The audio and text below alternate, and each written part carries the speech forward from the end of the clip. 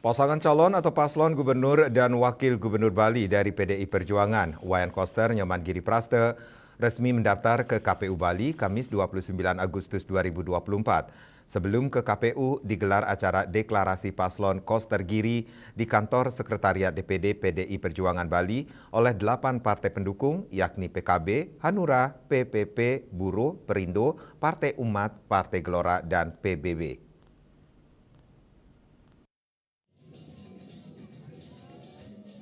Dimeriahkan parade budaya, pasangan Koster Giri berjalan dari sekretariat kantor DPD PDI Perjuangan ke kantor KPU Bali yang berjarak sekitar 400 meter. Paslon ini tiba di KPU Bali pukul 9.30 WITA didampingi istri masing-masing dan para pendukung. Koster didampingi sang istri Niluh Putu Putri Swastini dan Giri Praste didampingi Nikade Seniasih. Kedatangan paslon Koster Giri diterima Ketua KPU Bali Idewa Agung Gede Lidartawan beserta jajaran. Acara diisi dengan penyerahan berkas pendaftaran paslon gubernur dan wakil gubernur Bali ke KPU Bali yang selanjutnya langsung diverifikasi.